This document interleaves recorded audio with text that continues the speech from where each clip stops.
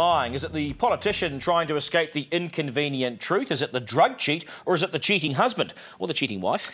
Apparently, we like to all think that we can spot a liar, but only get it right about half the time. But we've met a man who does a lot better than that. He's an Australian expert, so good they call him the human lie detector. That's right, and Sarah Hall went to meet him to get his verdict on a New Zealand politician who might just have been stretching the truth a little bit lately, and she also put herself to the test. Have you ever cheated on your husband? No. Have you ever lied to your husband about your spending? No. One of my answers is a blatant lie, which is probably a bit stupid when the man putting me in the hot seat is called Australia's human lie detector. Have you ever lied to protect someone? Yes. Lying is a normal part of social conditioning. I mean, we lie for all sorts of reasons. We lie to impress people. We lie to get ahead. We lie to save face. We lie to potential partners. We lie for financial advantage. We lie because we don't want to create conflict and we want to maintain peace and harmony. Could you imagine if you told your boss what you really thought? Do you like your boss? Yes. Are some people better liars than others? Absolutely. Absolutely. Research shows women actually make better liars than men. Really? Why is that? A number of reasons. More fluent with language at a younger age, less hesitancy or pauses during the delivery of a deception. Women will often lie to make somebody else feel better about themselves, whereas men will lie to make themselves look better. I did not have sexual relations with that woman. It can't be any clearer than I've never taken drugs. Throughout history, we've seen some world-class liars who have not told the truth until they've been well and truly busted. Hi, Sarah. And that's where Stephen Van Apren comes in. He's a former detective who is considered a world expert on detecting deception. Ignore that. So, could I pass the test? Could I lie successfully to Steve? Do you think you're a good liar? I think I'm probably okay. I don't know. I actually don't know. Okay, well, let's test it. What I'm going to get you to do is concoct a story where basically you're just making it up as you go. So what I want you to do is tell me everything you did today from the time you woke up to the time you got here.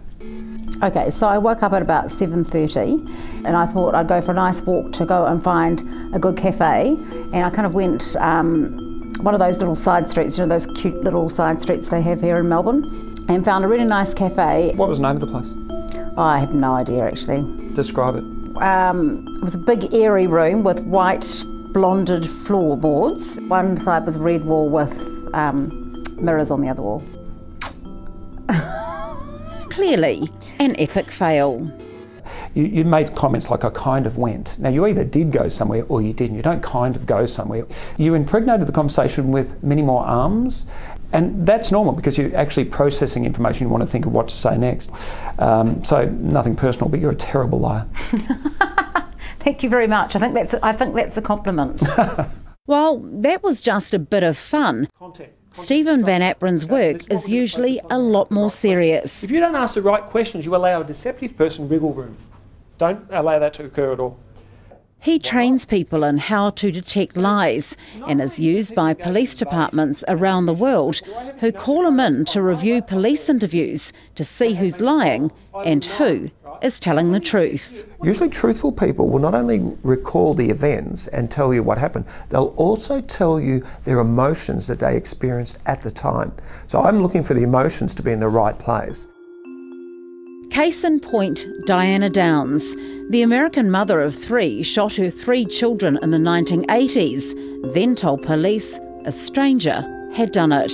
But at night, when I close my eyes, I can see Christy reaching her hand out to me while I'm driving, and the blood just keep coming out of her mouth. And that, maybe it'll fade too with time, but I don't think so.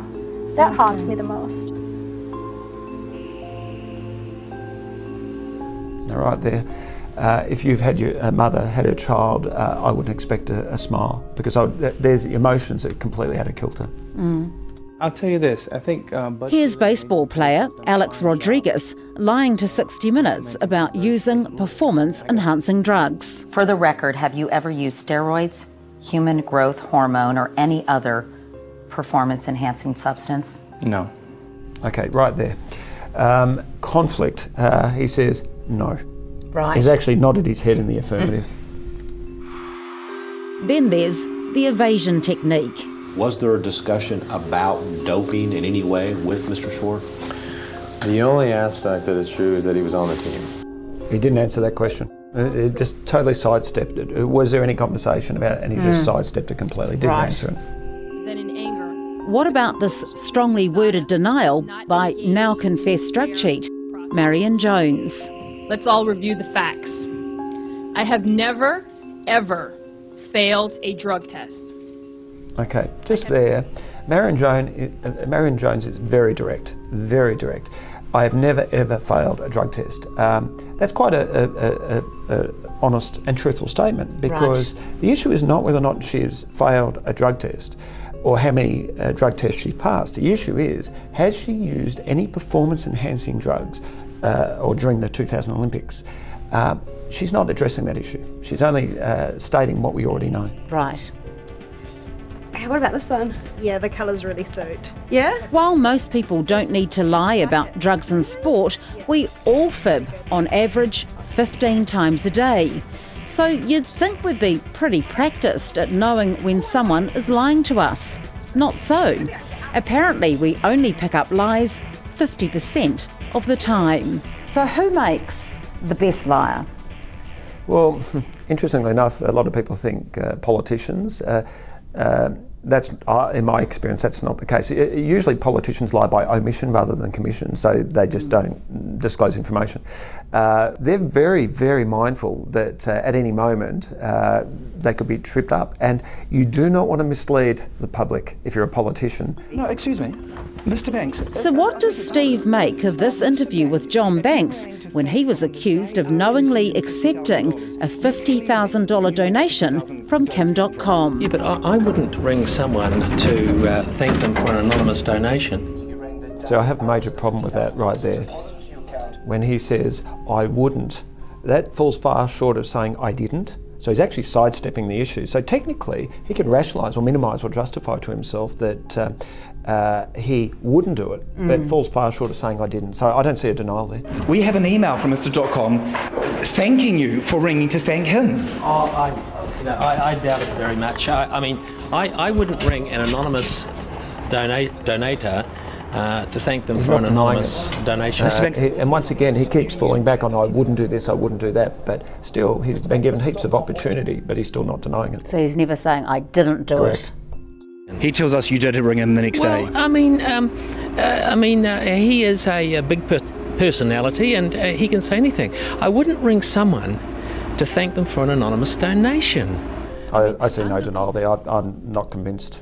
I think there is. And when the going gets tough, Banks employs a standard tactic, attacking the messenger. Don't be silly.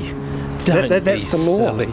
Don't be silly. The same tactic is used here by an American politician denying he'd sent a semi-naked picture of himself to one of his Twitter followers. Answer the question. Was it from you or not?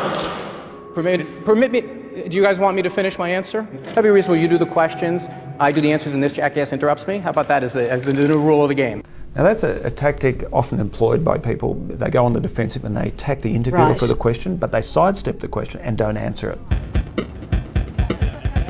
Human behaviour is a subject that fascinates Steve. He's become so good at people watching, the FBI regularly uses him to evaluate their interviews with suspects. So I'd made a call home. Yep. So we asked him if he could look at the police tapes of Ewan McDonald, who was found not guilty of murdering brother-in-law Scott Guy. Oh, okay. Do you remember that? No, I don't. Obviously I made a call, or maybe I was checking in. Just on that, I look for language, degree of confidence in either their denial or assertion of their involvement or non-involvement. So when people say maybe, it indicates lack of certainty or doubt. So, again, yeah, all our points I know. Yeah, bad situation. Yeah, but I had nothing to do with it. No, just right there. He actually said I had nothing to do with it. He's actually nodding his head in the affirmative. That's one of the things I look for, conflict or contradiction between what a person is saying, because I can control what words I use, as opposed to conflict with what my body is in fact stating. Do you think that you're going to walk out of here today without potentially being charged with murder? Oh, I would say you're going to charge me with murder. Okay, that seems pretty defeatist attitude. I mean, I'd expect a truthful person not to want to be charged with murder. It's almost like he's anticipating or expecting he will be. Truthful people don't act like that. I look for the emotions in the right place. If I was to say to you, you're going to be charged for murder, do you think you're going to be charged for murder? And you say yes, and you know you didn't, I'd expect some sort of emotional reaction. I don't see that. Overall, watching his performance, what did you make of him? Yeah, look, I'm not all that convinced that he wasn't involved. You know, people can say, and people often do, you know, I wasn't involved, but people lie all the time too. Steve says the average person doesn't find it easy to decipher if someone is lying or not, but his job is to detect patterns of behaviour. Usually what I found, I've worked on around about 56 homicide cases, so holistically I want to see, is the person evasive, omissive, dismissive? Are they answering the questions? Are they sidestepping the questions? This looks serious. This is And if he can't tell by the police interview, Steve will often carry out a polygraph test, which he says has become so high-tech it's hard to beat. I could hardly refuse that kind of challenge. First up, he got me to write a number on a piece of paper. Number 5. Wrote the number 5? Okay. Then I was wired up and he got me to lie about it. Did you write the number 5 on that piece of paper? No. I really felt no physiological change as I lied. To me, my heart rate felt the same and I wasn't anxious. But as it turned out, I was no match for the polygraph. And see what's happened to your heart? See that? Wow. Now compare that to this response. And as for those tricky questions at the beginning, such as, had I cheated on my husband? Turns out I've only lied to him about one thing. The question, do you like your boss? Mm-hmm. I said, yes, I believe that's the case. You have no problems with your boss. That's good. I'll get a pay rise next year. Very good. What I had a major problem with is this question, have you ever lied to your husband about your spending? In fact, I almost expected smoke to start billowing out of the back of the polygraph. But that's a very strong change in heart rate, blood pressure, blood volume, changes in emotional sweating, and also changes in respiratory cycles and so on. And have you ever cheated on your husband? Well, I hope not. No, you haven't. I believe what you're saying. So no strong autonomic responses there.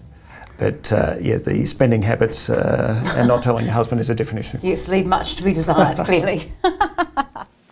So Sarah Hall comes out of that as a pretty honest person, but John Banks, do you think he was telling the truth? Oh, well, I think it's quite obvious that he wasn't. He was caught out there. But, I mean, it's quite a credibility issue for John Banks, isn't it? I mean, this is a guy who can't remember jumping on a chopper, heading to a mansion and having lunch with a 200-kilogram German. I reckon most New Zealanders would remember that. Maybe you didn't need a human lie detector to tell you that, but tell you what, if he ever needs a job, I think he would be well suited for the New Zealand Parliament. Might be a bit of work for him there.